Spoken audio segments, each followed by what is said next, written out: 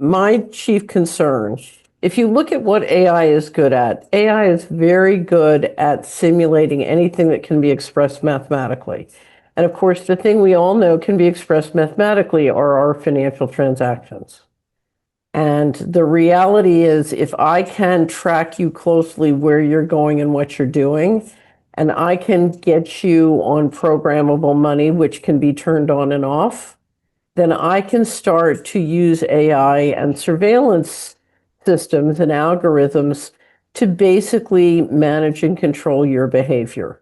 So if I want you living in a 15-minute city, your money won't work beyond the 15 minutes unless you do what I say. So we have a wonderful woman who runs our team cash, and she says, what are you going to do when they show up and say, either you transgender your children or we're going to turn off your money? So what we're talking about doing is building a system that will allow you to be surveillance and tracked and turn your money on and off, or incentivize you or penalize you in a variety of ways with your money that can be integrated with your behavior. So once you add programmable, all this stuff looks great, and there are many wonderful applications in theory, but when you integrate it with a digital ID and programmable money, then you're talking about complete control. And let me tell you why that's a problem. If you look around the world today, we are watching many different divide and conquer tactics used to cover up the real problem. Right now, we are in a political war between the mega rich and everybody else.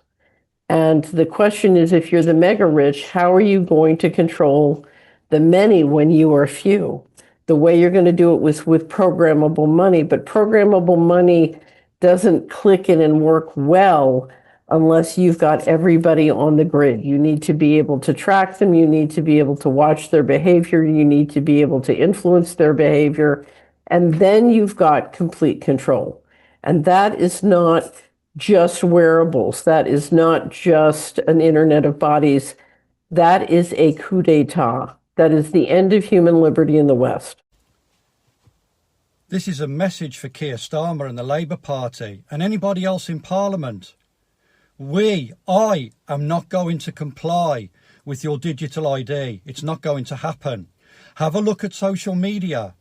Read the room. Look at the pushback. Look at the comments. The people are not going to do it. You're wasting your time. You're allowing unvetted migrants to enter this country, and they're causing chaos and costing us billions. And you think the solution is to force me to have a digital ID to stop the boats from coming in? Are you deluded, man?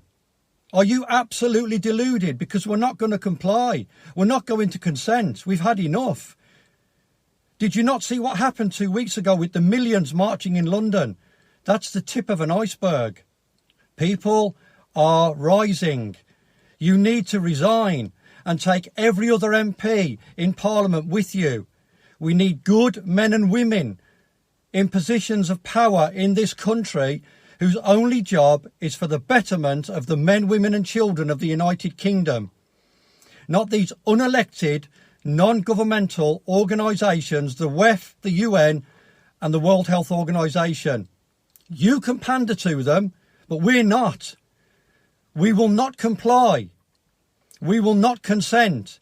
You can stick your digital ID where the sun don't shine, because we have had enough and we're not doing this anymore.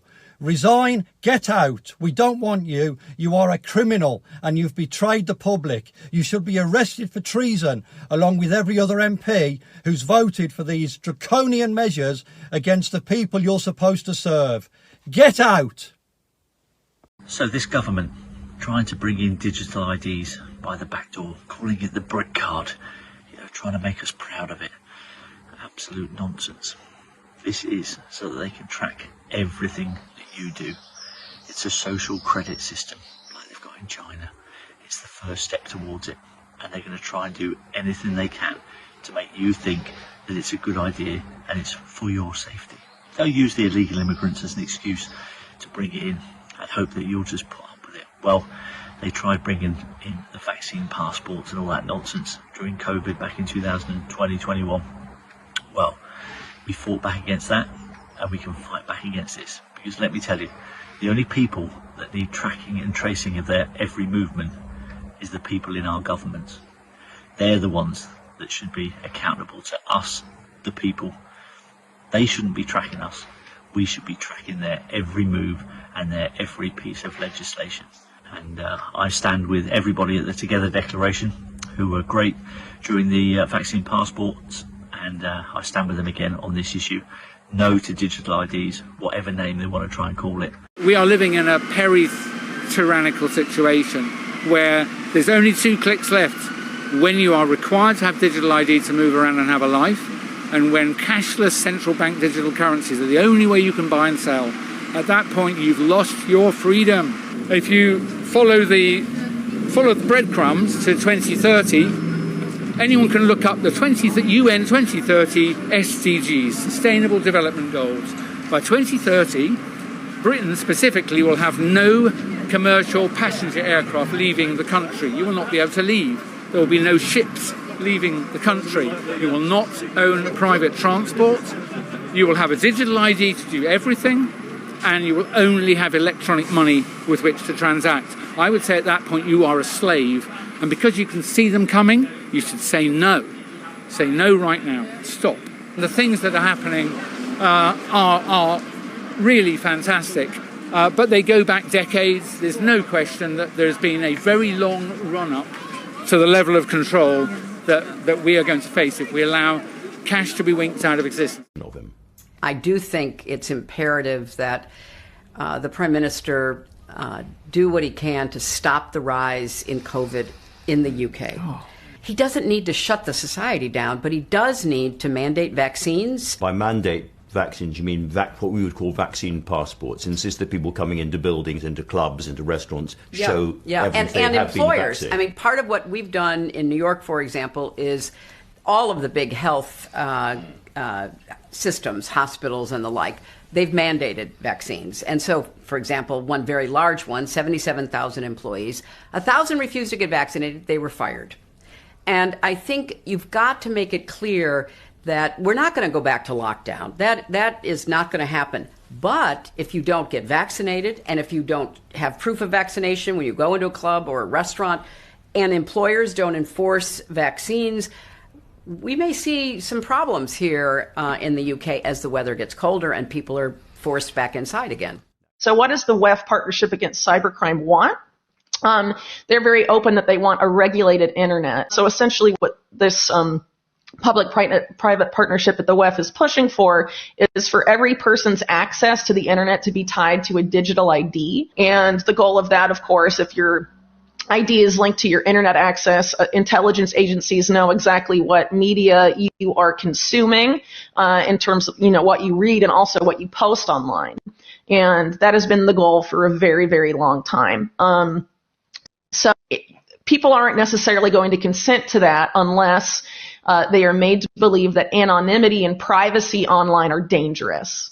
So how exactly can you convince people that that needs to happen? Well, you have some sort of event where anonymous hackers do something online that causes major disruption globally, and then the consent can be manufactured through fear and panic, as is often done, that anonymity and privacy needs to be eliminated, that we need to know exactly who is doing what online to prevent a calamity of that scale from ever happening again. And this is the exact solution that these guys have been cooking for a very long time. You are better off dead than to comply or conform to the NWO Great Reset Agenda 2030, Event 201, whatever it is, whatever term they're trying to put it. You're better off unalive than to comply to it. For one, that is nowhere to live. To live under total surveillance, right? CBDCs, social credit score system, universal basic income, all this new way of living, right? To quarantine you off in 15-minute cities and have you living in districts and You won't be able to go here or go there. Meanwhile, the planet Earth is a big ass place, excuse my French, where we are all supposed to enjoy and go where we please, right? But here, with the corporate greed and the corporate tyrannical technocrats coming to tell you what and what not to do, where and where not to go, right? That is nowhere to live, man. That is nowhere to live. And a lot of people are beginning to understand the severity of this whole system that they're setting up. It is a very slave system. That's why you have here, says, say no right now. Former Vice President at Pfizer, Dr. Mark Eden, urges you to reject digital ID, CBDCs, and the UN Agenda 2030. Says by 2030, you will not be able to leave the country. You will not own private transport. You will have a digital ID to do everything, and you will only have electronic money with which to transact. I would say at that point, you are a slave, right? Like Morpheus told Neo, you are a slave, Neo. You were born into bondage, right? That's what they're trying to have you, a digital slave. Because they've already made you a slave through myriad of contracts, right? Adhesion contracts, for that matter, be the birth certificate and driver's license and social security numbers and things like that, right? So now they're trying to take it a whole step further to make you a digital slave. It says, and because you can see them coming, you should say no right now, right? So that's the thing. Nothing is going to stop what is happening, right? Because it's all biblical prophecy. And you are better off dead than to conform to this, right? If it comes down to you being unalive, so be it, right? So be it. Which brings us here in the book of Luke, the 17th chapter and the 33rd verse. It says, whosoever shall seek to save his life shall lose it, and whosoever shall lose his life shall preserve it.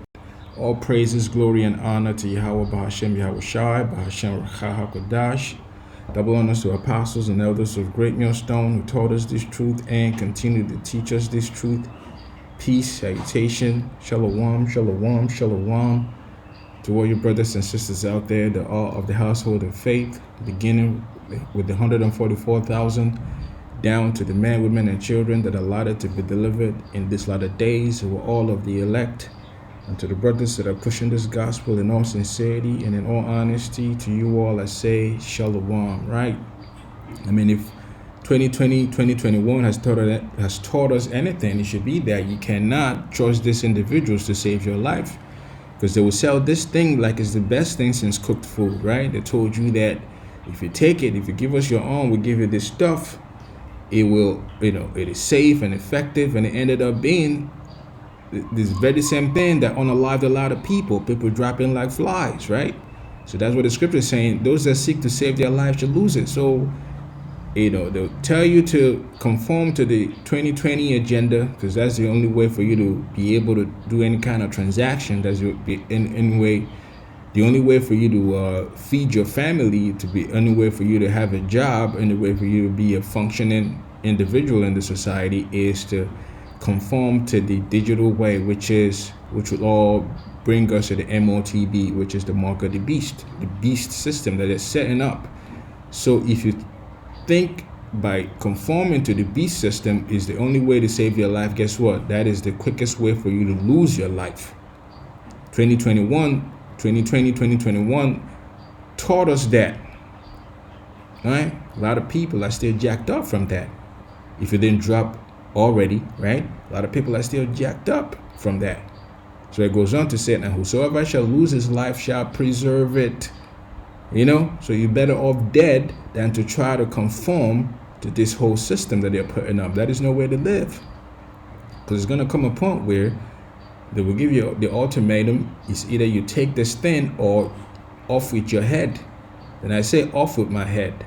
We have to keep our integrity in this latter days. Yeah, we are about to be tested. It's not going to be a cakewalk. It's not going to be an easy walk. But guess what? That's where your faith kicks in, your integrity kicks in, your faith in the words that are written in the scriptures, right? The words, because remember, all these are prophecies that we've already been told now is happening.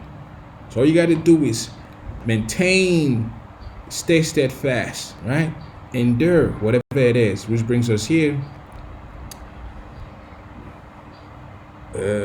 in the book of Ezekiel, the 12th chapter and the 21st verse. It says, and the word of the Lord came unto me, saying, Son of man, what is that proverb that they have in the land of Israel, saying, the days are prolonged and every vision faileth. So that's how people, the scoffers and the scorners, right? They say, oh man, this is not going to happen. You've been saying that for the longest.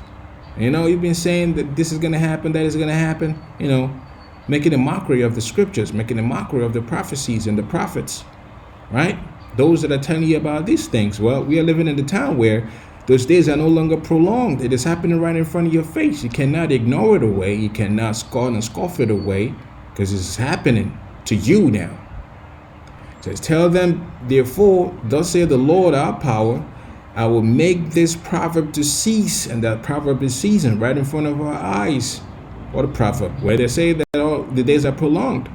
And they shall no more use it as a proverb in Israel, but say unto them, the days are at hand, and the effect of every vision, meaning every prophecy, is now in full effect. It's happening. It's playing out.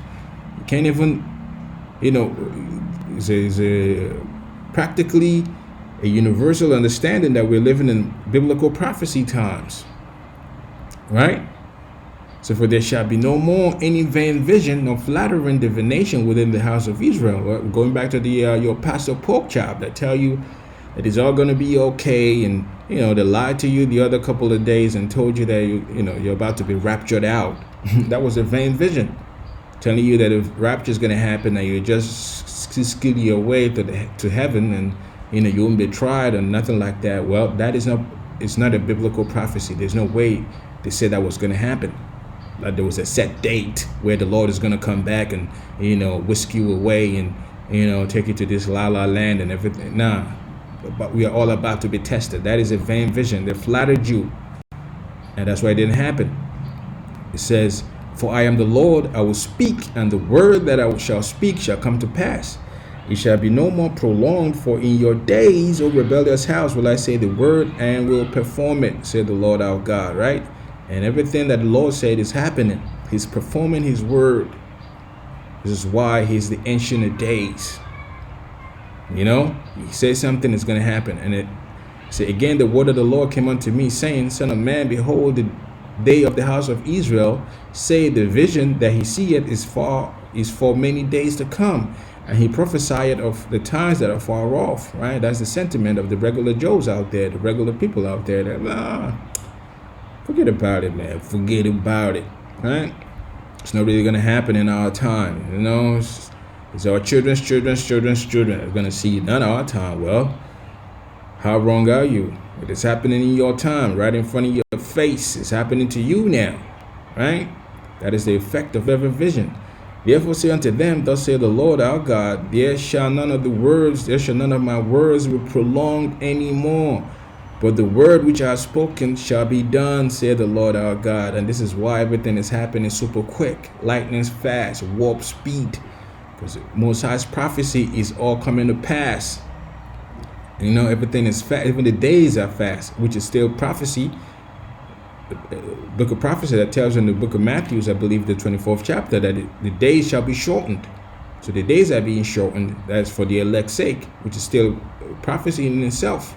We're already at the end of 2025. That is the effect of every vision. This is the book of Isaiah, the 46th chapter and the 8th verse. It says, remember this and shew yourselves men, bring it again to mind, O you transgressors, right?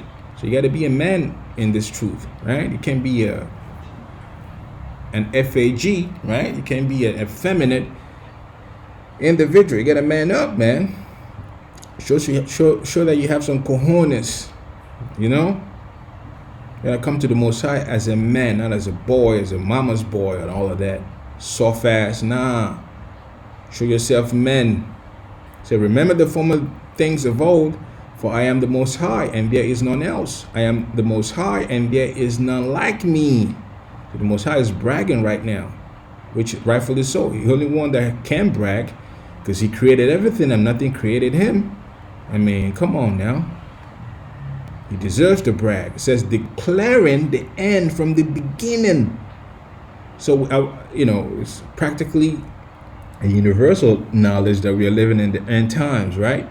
Everybody, anywhere you go, we're living in the end days, that's why they made the whole thing up about the rapture and things like that, right? Because we're living in the end days. So the Most High has already declared the end from the beginning. Where do you find it?